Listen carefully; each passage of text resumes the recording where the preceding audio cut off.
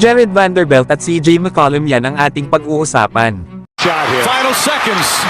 Bryant for the win. Bang! Isa namang insider ang sa wakas ang nagbigay ng update sa potential na pagbabalik sa court ni Jared Vanderbilt. Nasa ngayon daw ay nagpapakondisyon na itong si Vanderbilt at gumagawa ng light jogging. Pero hindi pa daw ito sumasalang sa loob ng court para sa contact activity. Na ibig sabihin ay hindi pa ito maglalaro mamaya laban sa New Orleans Pelicans. Na kahit nga daw sa play-in tournament ay mukhang malabo pang maglaro si Jared Vanderbilt. Na kung babalik man daw ito sa kanilang kupunan ay sa first round na daw ng playoffs. Kaya possible daw na makita natin ito sa magiging laban nila sa maalinman sa Minnesota Timberwolves o OKC Thunder.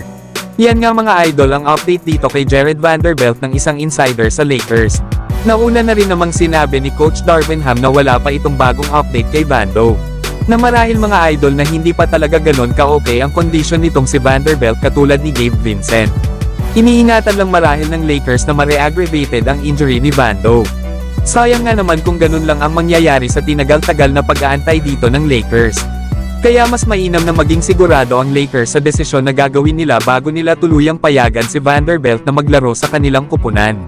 Lalo at sa kanyang 29 games ngayong season sa Lakers, ay nag-average ito ng 5 points, 4 rebounds, 1 assist at 1 steal per game. Habang meron naman itong 51% shooting sa field. Pero ang kahanga-hanga daw dito kay Vanderbilt ay ang kanyang depensa sa mga kalaban.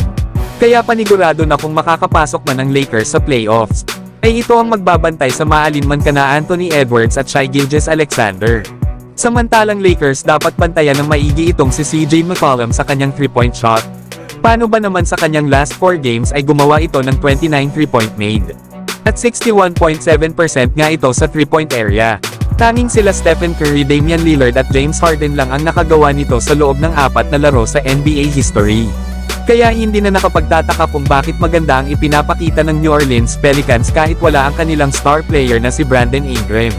Na kung saan ay nagawa ng Pelicans na ma-upset kahapon itong Golden State Warriors. Paano ba naman ay gumawa itong si CJ McCollum ng 28 points, 5 rebounds, 5 assists na may kasama pang 8 3-point made. Kaya dapat ay malimitahan nila itong si CJ McCollum kagaya ng ginawa nila sa kanilang mga huling paghaharap. Pero bukod naman dito kay CJ McCollum ay andyan din sila Trey Murphy, Herb Jones, lalo na itong si Zion Williamson na dapat malimitahan ng Lakers. Kaya asahan natin na mapapalaban bukas ang mga best defender ng Lakers dito sa New Orleans Pelicans.